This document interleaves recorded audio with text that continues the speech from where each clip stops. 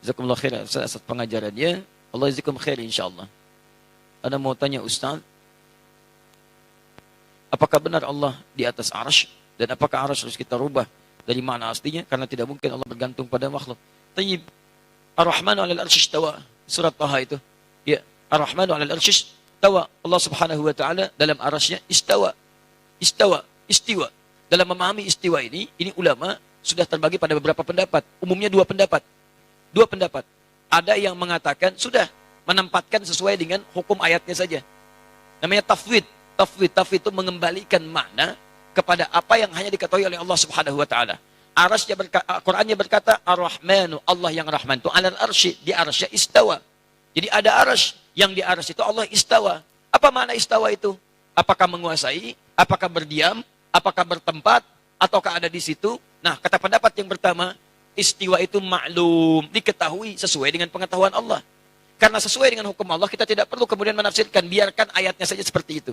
Ada ayat-ayat muhkamat yang pasti diketahui oleh kita, ada ayat mutasyabihat. Dalam ayat mutasyabihat jangan banyak dipertanyakan. Karena itu bagian dari tingkat keimanan. Keimanan itu bukan untuk disoal, keimanan itu diyakini. Jadi kalau ada istiwa, ya sudah istiwa. Bagaimana istiwanya nggak usah ditanya. Karena segala yang terkait dengan Allah, hanya Allah yang memahaminya. Jadi nggak usah banyak ditafsirkan, tidak usah banyak ditakwilkan. Arasnya ada, sudah di aras. Bagaimana arasnya? Nggak usah ditanya. Makanya kata Imam Malik rahimahullah, ya, lihat al-istiwa'u ma'lumun, ma'rufun. Istiwa itu diketahui, itulah istiwa. Was-su'alu anhu bid'atun. Bertanya bagaimana istiwa di aras itu bid'ah. Jadi kalau kata Imam Malik, pertanyaan ini bid'ah. Maksudnya apa? Jangan banyak bertanya pada sesuatu yang sudah jelas aturannya. Bertanya pada sesuatu yang jelas sama dengan nanti membiaskan kita. Dan jangan pikirkan segala sesuatu tentang Allah. Pikirkan tentang kekuasaan Allah sehingga mendekatkan kita kepada Allah. Memikirkan segala hal yang terkait dengan ini. Pertama, apa faedahnya untuk antum? Tidak ada. Gak ada faedah, cuma perdebatan aja, ribut. Gara-gara ini istiwa, ini bukan, ini takwil, ini bukan. Akhirnya pada ribut. Lupa dengan ibadah. Lupa dengan awas saling menghormati. Lupa dengan saling silaturahim. Gara-gara kasus istiwa semacam ini, ayatnya datang sebagai ujian keimanan. Tapi antum tampakkan hal-hal yang melanggar iman. Saling mencela, melanggar keimanan. Makanya ketika ada larangan ayat Quran jangan mencela, dibuka dengan iman. Quran surah 49 ayat 11-12. Ya ayyuhalladzina amanu la yaskhar qaumin qaum, jangan saling mencela. Ketika menyebutkan jangan saling mencela, ayatnya dibuka dengan kalimat iman. Ar-Rahmanu 'alal arsy istawa itu untuk menunjukkan tingkat keimanan, latihan iman. Kok kenapa antum melanggar iman? Jelas ya? Yang kedua itu menakwilkan. Jadi kalau antum ingin menafsirkan, jangan tafsirkan seenak antum. Dibawa pada pemahaman yang beda dengan makhluk. Sebetulnya inti pembahasannya, pemikirannya sama. Apa di antara kesamaannya? Jangan samakan sifat Allah dengan sifat makhluk. Tanzihu sifatillahi subhanahu wa ta'ala al-khaliq min sifatil makhluk. Menyucikan sifat Allah dari sifat makhluk. Ada yang mengatakan sudah istiwa itu artinya bertempat. Allah punya tempat, tempatnya di arsy. Yang punya tempat itu makhluk. Allah tidak dibatasi dengan tempat. Kalau Allah punya batas tempat, artinya Allah sama sifatnya dengan makhluk. Ya, artinya mujassam itu menempat. Kalau sudah punya tempat, berarti menempat sama dengan makhluk. Gak boleh. Kalau Allah kemudian butuh tempat, berarti punya kebutuhan. Sedangkan Allah maha luas, laisa kamitslihi syai'. Allah menempat, berarti butuh tempat. Ketika Allah tidak ada di tempat itu, di mana Allah? Jelas ya? Nah, itu ada masalah dalam akidah. Makanya kalau antum ingin memahami ini, kalau ingin tetap memaksakan tempat, ditakwilkan. Takwilkan. Jangan dipahami demikian, tapi dipahami dengan nilai yang terkait dengannya. Apa diantaranya? Istawa, bimakna istaula. Menguasai. Mengatur. Aras jangan diartikan dengan bertempat di situ. Ada begitu tidak? Artikan dengan di arasnya itulah Allah mengatur. Menguasai. Menguasai aras, menguasai alam dan sebagainya. Ustaz, ayatnya jelas, ngapain main takwil-takwil? Ada beberapa ayat yang memang kita harus pahami dengan takwil. Contoh, misal, teman-teman sekalian, wala takunu kalladzina nasullaha fa'ansahum anfusahum. Jangan kalian menjadi seperti orang yang lupa dengan Allah, maka Allah pun lupa dengan mereka. Awas. Awas, hati-hati. Bahkan ayat yang tegas, fanasiyallah, maka Allah pun lupa dengan mereka. Saya mau tanya pada antum, apakah Allah punya sifat lupa? Allah punya sifat lupa enggak? Tidak. Waliyadzubillah. Oh, tapi Ustaz, biarkan kita mengartikan ayat itu. Lupa, biarin lupa aja. Sesuai dengan sifatnya Allah. Oh, bagaimana lupa sesuai dengan sifatnya Allah? Allah nggak punya sifat lupa. Makanya ketika antum ingin memahami sesuatu, mesti hati-hati. Kalau melihat pendapat ulama, langsung jangan diserang. Oh, ini Asy'ari. Asy'ari itu nggak boleh. Ini bid'ah, ini haram, ini dolalah. Sebentar, pelajari dulu kenapa beliau menyampaikan itu. Apa turunan tafsirnya? Apa pemahamannya? Kalau Anda sepakat, ambil. Tidak sepakat, tinggalkan. Misal, saya ingin seperti lebih selamatlah seperti yang pertama. Biarkan Allah di arsy menempat, tapi saya nggak mau tafsirkan. Sesuai dengan keterangan Quran aja. Ambil. Selesai. Dan jangan banyak dibahas. Gak usah banyak dibahas, termasuk jangan ditanyakan. Kalau antum ingin seperti tadi, boleh. Oh, itu maksudnya di arsy, bukan menempat. Bukan tempat ya, karena Allah nggak butuh tempat. Maha kuasa Allah. Itu maksudnya Allah menguasai seperti takwil ayat ini, ayat ini, ayat ini. Selesai. Makanya saya ketika disoal teman-teman tentang hadis nuzul. Allah turun ke langit dunia. Ustaz Adi mengingkari hadis nuzul. Ah, antum yang kurang gaul. Antum kurang piknik. Kapan saya mengingkari hadis itu?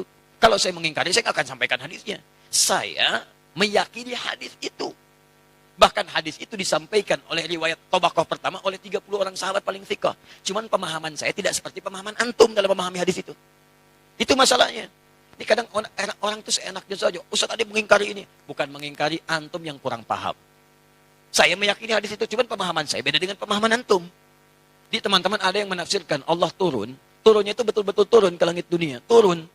Dibatasi dengan tempat. Penafsiran itu menurut saya tidak tepat. Kalau antum ingin artikan sesuai hadis, jangan dibahas bagaimana caranya. Sudah biarkan dengan hadisnya. Tapi ketika antum katakan turun ke langit itu benar-benar turun, berarti Allah menempat. Itu mujassam. Nah, dalam nilai akidah, ada firqah disebut dengan mujassimah.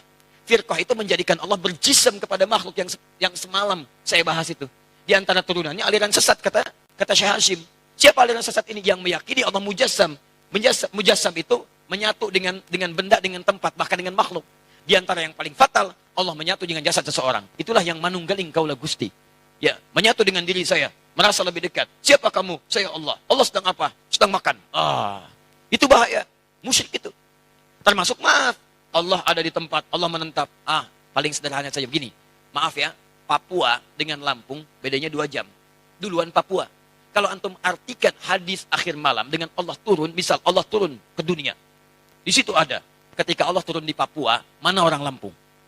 Ketika Allah turun di Lampung, berarti meninggalkan Papua. Sedangkan sifat Allah meliputi seluruh alam, tidak dibatasi dengan tempat. Makanya tanzihul khaliq bin sifatil makhluk. Antum kalau ingin bicara masalah ini mesti hati-hati. Kalau antum menyentuh sesuatu yang sensitif, bisa salah antum. Ketika salah menilai Allah, bisa kufur antum di situ. Bisa bahaya.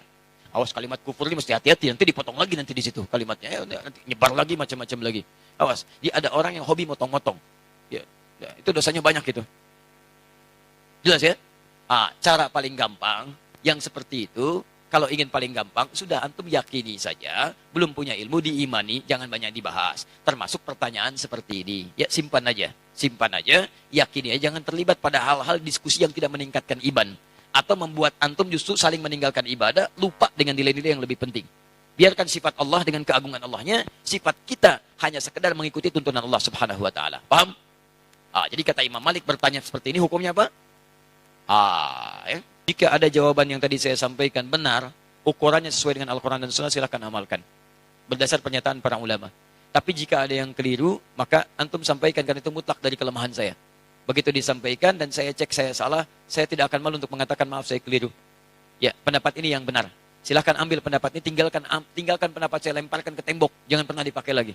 Ya, ambil pendapat yang terbaik, dan disitulah kemudian kita amalkan sesuai dengan tuntunan Allah Subhanahu wa Ta'ala. Subhanakallahumma bihamdika asyhadu an la ilaha illa anta astaghfiruka wa atubu ilaik. Wa akhiru da'wana alhamdulillahi rabbil alamin. Al'afu minkum. Assalamualaikum warahmatullahi wabarakatuh. Saniki wong salah paham. Dadi nyongkone nak tawadhu iku apik. Padahal wau man asbata li nafsihi tawadhu'an fa huwa al-mutakabbir. Mergo tawadhu itu maqamun rafi. Kasta tertinggi dalam hidup napa? Tawadhu. Kalau orang mengklaim dirinya tawadhu fa huwa mutakabbir, berarti dia adalah orang yang mau sok takok iratan. Badhe teng Wonokromo teng bidukan putih. Wah, mboten ngertos lho. Mboten ngertos detaile. Ngono kok terangno kan. Mosok sak bodho-bodhone sampean takoki. Kula carane salat sepundi. Misale kira iso terang ngono ning masjid, nek melok makmum sesuai ra iso. Ora kok kula mboten saged sami mawon. Carane salat ditampa pangeran piye? Jawab, pokoke ikhlas. Lah carane ikhlas kudu ya salateh terus sesuai ra ikhlas. Mboten nak cara jenengan. Wah ana carane wong akeh pokoke ngono. Pokoke terangno, ora iso salat pokoke. Pokoke terangno. Kliru Allah. Pokoke Kanjeng Nabi seneng. Mau anggere ana wong takoki agama jawab wis anggere. Ana wong akeh. Ya wonten tiyang takoki Nabi. Pangeran ning ndi? Fa asyarat ila sama, cawe itu amat. Pangeran teng dhuwur. Nabi itu bener. Ya wis bener. Padahal kita tahu secara tauhid menunjuk tempat Tuhan itu tidak boleh karena Tuhan itu munazzahun anil khululi wal jihad. Tuhan itu bebas arah. Tapi ana sahabat takoki, pangeran ning ndi, Jeng? Lho, teng langit Kanjeng Nabi. Ya, jare Nabi sih. Ya, karena wong muni nyebut langit itu pokoknya pangeran ning dhuwur. Dhuwur iku gak ino. Dibang jawab di sini kan malah nya. Oh, sok pangeran dituju. Utawa dijawab ngene, enggak ada tempatnya. Lalu di mana? Malah panjang kan. Soalnya di atas ngono. Kalau iki ditakoki anak kula sing SMP gara-gara itu ada guru non muslim senengane iku bikin keraguan pada anak-anak. Takok orang Islam itu tidak jelas kalau ditanya Tuhan bilangnya enggak punya tempat. Caca SMP kepikiran, takok biha anak kula. Anak kula cerita biha. Biha takok kula. Pak sebaiknya jawab gimana? Ya bilang di atas saja. Karena ini yang bisa kita pahami secara fitrah manusia. Makanya istilahnya Quran itu a'amintum manfis sama. Allah mengistilahkan dirinya itu a'amintum manfis sama. Apakah kamu iman manfis sama? Ayursila alaikum hasiban. Yang jelas Allah resminya mengistilahkan zatnya itu manfis sama. Zat yang ada di langit. Istilah resminya aras juga di atas langit. Ar-Rahmanu alal arsis. Kemudian kita di internal Islam menjelaskan Allah itu tidak butuh tempat. Oke, benar itu. Karena tidak butuh tempat, Allah itu khalik, tempat itu makhluk. Tentu khalik tidak butuh makhluk. Ya seperti itu saja. Tapi kalau kamu bilang Allah nggak punya tempat, mesti orang masih ngejar. Lalu di mana? Pokoknya di mana-mana. Lu banyak. Malah bingung apa ya? Wah pidato ini Pak Zaiduddin jadi NU gak di mana, gak kemana tapi di mana-mana. Bangunnya pangeran kau NU tapi gak kemana tapi di mana-mana. Ini urusannya itu. Jadi sekarang baru kepikiran gara-gara anak-anak mulai ditaskek ya, ada ngalami diragukan dalam beragama. Kalau eling balik ning Quran hadis, istilah resmine Allah niku, pokoknya istilah ning dhuwur. Kowe nak donga nggih menengadahkan tangan ke cara kowe di nasib piye-piye mbok sing ning dhuwur piye ra roh. Nang Jawa mbok sing ngecat lopok, malah pangeran kok ngecat barang malah repot meneh. Pokoknya sementing kowe nglafadzno lafadz sing nunjukno takzim. Saya ulang lagi, sementing kamu mensifati Tuhan yang menunjukkan takzim. Ora usah mbok mafhum kalau Tuhan di atas berarti bertempat, kalau bertempat berarti butuh tempat, kalau butuh tempat berarti ora istighna, berarti ora qiyamuhu. Iku ora kowe tau ngaji, Kang. Iki bakas wong ora tau ngaji. Senengane kok bakas sing jelimet-jelimet.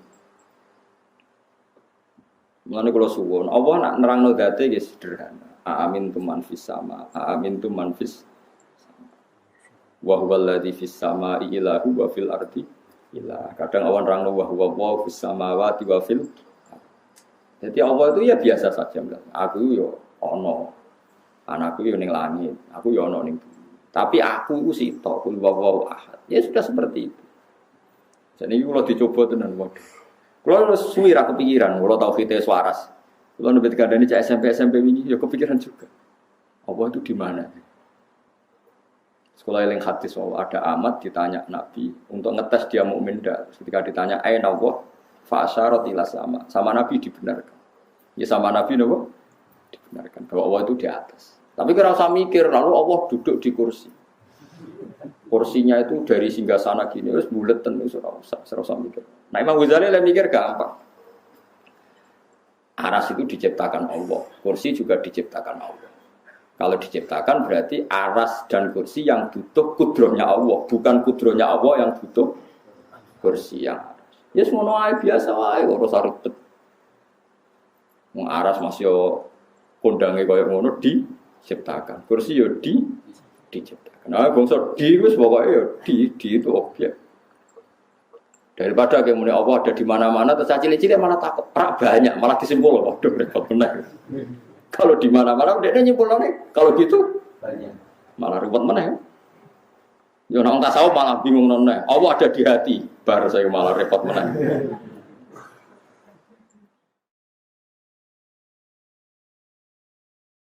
Nah makanya Allah sekarang mensifati dirinya, sanut Quran ya, sanut semacam-macam. Allah itu sapa zat yang menciptakan langit bumi. Allah itu siapa yang bikin bainal bahraini hajiz. Allah itu siapa yang yujibul muttarra idza da'a. Allah itu siapa yang wayaksifus su. Ya sudah seperti itu saja.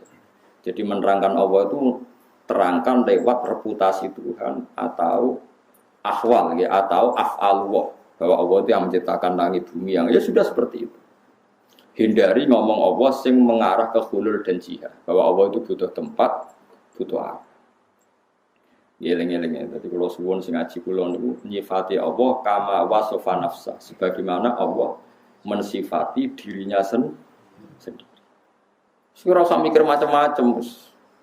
Saniki niku paham wis macam-macam.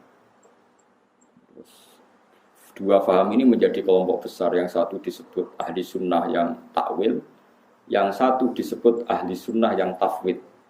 Takwil itu semua sifat Allah yang ada di Al-Quran ditakwil, dianalisis supaya Allah itu tetap mukhalafatul lewatis, bahwa Allah itu beda dengan Tapi kalau menurut paham Ahmad bin Hambal yang diikuti Ibnu Taimiyah, kemudian jadi tren ulama Wahabi, itu ditafwid. Ya ditafwid itu misalnya ya dua fauqa aydihim, utai tangannya Allah sandure tangannya wong akeh. Berarti Allah di tangan, ya tapi ra koyo tangan nemes ngono terus pokoknya. Karena ayat seperti itu tuh saking banyaknya, saking nopo? Banyak. Ya sudah seperti itu. Tapi kita yakin nak tangannya Allah ora koyo tangan. Mergo tangan itu sudah dibahas dari Imam Syafi'i. Tangan itu sudah dibahas. Jadi ora kudu tangan yang bentuk fisik sing mbok mangan itu mboten.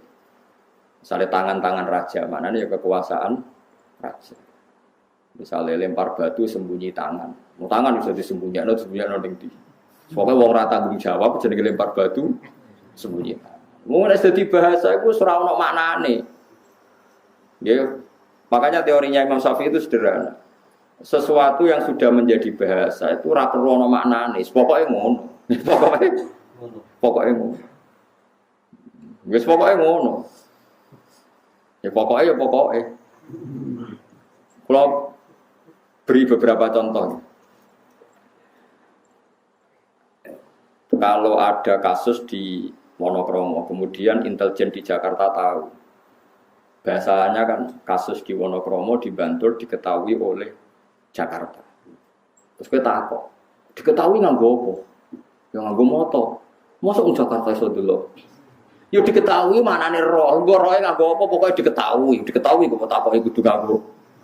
Jadi kadang-kadang wong itu terlalu banyak khayal, diketahui, tahu itu harus pakai alat itu mata. Kalau jauh berarti tidak tahu. Yo kasus maknane Quran nganggo ngono ya edan bareng dari Imam Syafi'i. Wong ape edan wae aja. Ya ape edan wae kok aja. Dia sudah seperti itu. Nah, kalau orang jalan kayak haji jare dawe pangeran ya ngoten. Syaratnya haji mlaku maring Baitullah. Wong numpak mobil ya jenenge mlaku. Terus kowe apa Jumatan? Orang kalau ke Jumatan itu dihitung jalannya per jangkah sakmene. Nah numpak mobil piye ning itu? Ora ono jangkaane. Berarti puterane rodo. Wis ora usah ngono, pokoke wong ngger maro masjid ku ono ganjarane. Senengane kok takok jelimet. Jadi agama itu tidak seperti itu. Makanya dari Imam Ghazali, wong memahami agama ojo bayangno koyo utek elek pating krenting terus akhirnya agama itu dadi ruwet. Ini kalau nyontokno bolak-balik. Kalau nyontokno bolak-balik dan saya sangat banyak belajar kitab fikih dan fatwanya seperti saya ini. Saya kan berkali-kali ngomong, sekarang imam itu di depan. Soft paling baik itu soft awal. Baru agak baik soft kedua, kurang baik lagi soft ketiga. Wonten sing ngusul, kula nu jek eling, pas niku saya masih roe satu, ada yang ngusul, Gus, kalau sudah tahu yang baik soft awal, kenapa desain masjid itu memanjang? Harusnya selatan utara yang panjang supaya soft itu awal semua. Selama masjid itu memanjang ke timur, pasti ada soft 2 dan 3. Jadi cara dene masjid itu nyelirit ngalor ngidul. Ben kabeh soft iku. Bagaimanapun ada soft Sani dan Saleh, soft 2, 3 itu karena masjidnya didesain memungkinkan ada soft. Coba kalau didesain hanya satu soft memanjang selatan utara, pasti semuanya soft awal.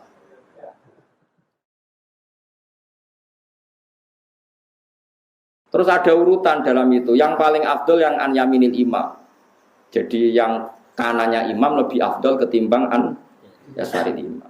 Berarti imam itu kondak kok pol kidul. Selagi imam di tengah terus tetap ada yang kiri. Napen afdol kabeh imamnya dak kok pol kidul. Biar semuanya an yaminil imam. Semuanya sisi. Berarti imamnya pojok kidul. Masjidnya selatan utara.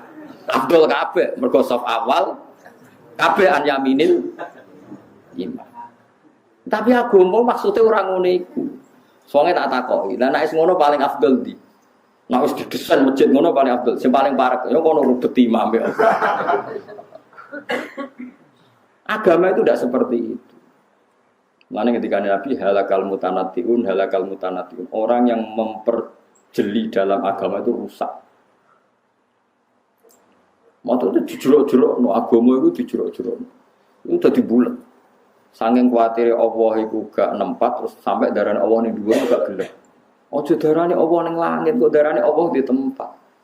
Padahal sama-sama punya resiko, kayak darahnya Allah di mana-mana, kok cilik darahnya Allah itu banyak. Sama-sama punya resiko. Makanya kita dilatih Tuhan, nyifati Allah rasa bakas ngono-ngononan. Pokoknya Allah yang ngasih rezeki kamu, Allah yang menciptakan langit bumi, Allah sing khalaqa ngene, sing ja'ala ngene yang seperti itu. Makanya kalau di sanad sangi bapak didhawuhi guru-gurune. Nur kena nyifati pangeran kaya Allah nyifati dzate ning Quran. Wis ora usah neko-neko. Ini beliau ngritik faham ilmu kalam. Ilmu kalam itu ilmu sing jelimet bakas pangeran. Akhirnya tambah bulet, tambah nopo? Karena ngedari Allah tempat di atas. Akhirnya mau darani Allah di atas. Mereka menghindari kesannya Allah butuh tempat. Akhirnya terus Allah tidak butuh tempat. Allah enggak di tempat. Lah lalu di mana? Ya enggak di mana-mana. Kadang ya di mana-mana. Bingung kabeh kan cah cilik kan sing ngaji tauhid kan. Nah, mulang tauhid cah cilik semua. Ya jenenge Allah sing maringi gawe langit bumi. Aja permen, kok permene ra entuk permen cah cilik-cilik. Mereka nak langit bumi, guru TK kan iso ngekei permen. Tapi nak nyifati Allah sebagai langit bumi. Apa guru TK bisa bikin langit dan bumi? Kan ra iso. Lah ya mau nak guru TK gerwani kan. Ayo minta sama bu guru terus dikasih permen. Berarti yang ada bu guru apa Allah? Yang ada bu guru. Nyatanya Allah tidak bisa kasih permen. Mulane contohnya aja permen. Allah sing gawe langit dan bumi. Nak bu guru TK itu Allah berarti iso gawe langit bumi. Jadi rasa bakas apa? Permen, bahaya itu. Ya nopo bahaya. Dieling-eling itu terus kalau suwun sangat mengenalkan diri sendiri itu baik. Ya jadi niru ada di pangeran teng Quran itu mengenalkan zatnya nopo sendiri. Itu ada yang mengenalkan secara hakikat, ada yang mengenalkan secara tanasurat. Tanasurat apa mengistilahkan dirinya intan suruwaha yang surkum. Jong kowe nak gelem nulungi aku apa kowe tak tulungi. Kan aneh, wong Allah zat yang tidak butuh kok mengistilahkan dirinya kamu menolong Allah. Mangdalladzi qriduha kamu ngutangi. Mane ndak apa-apa misalnya ono kiai diutang sithik-sithik ya ora apa-apa. Penting aja akeh-akeh, penting aja nglangkai asete. Asete 10 juta ya utange yo. Piro Mas pantes e? 2 juta. Piro? 2 juta apa 9 juta 900. Berarti susuk napa? Nggak cara fikih sementing utang itu nggak ngelebihi asetnya, itu yang jelas boleh. Asal jangan sing percaya oleh lan aran sing percaya kan ya rantuk. Kira rasa kuwatir Gus kok ngolehno utang. Lha diolehno lan aran sing percaya tetep ora kasil. Dadi ora usah kuwatir. Masih diolehno nek ana sing ora percaya kan wis. Karena tadi kulon bolak-balik ngaji ngaten ben wong rasa suci. Nabi itu begitu antinya sama utang, tapi cara lahir Nabi itu ketika kabundut itu punya tanggungan dengan Yahudi, meskipun dikai jaminan baju napa rompi. Ya sudah seperti itu.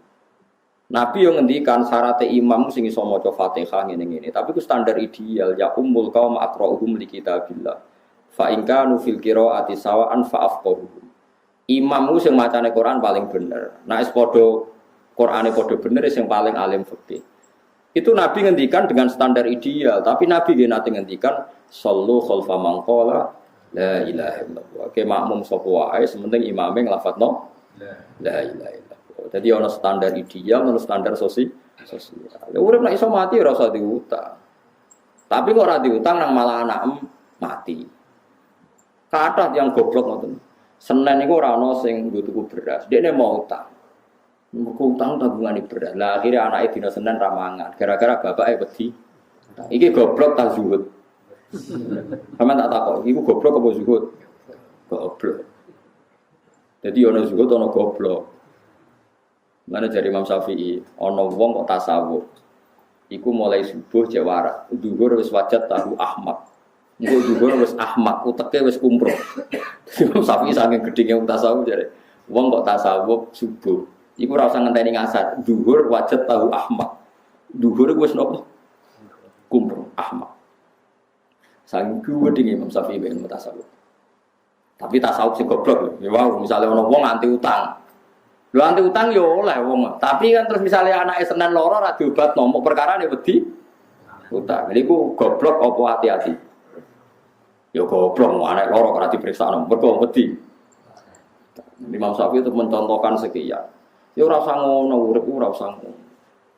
Pokoke utang yo dihindari pancen masalah. Tapi nek suwaye utang mergo ana darurat syar'an. Nah kecuali ngene, Mustafa ape utang mergo biasane sarapan pizza ira sarapan utang ah, nggo sarapan pizza. Ya iku gendeng jenenge ora utang kan. Wong demi hal sing sifate sekunder sing gak penting direwangi napa?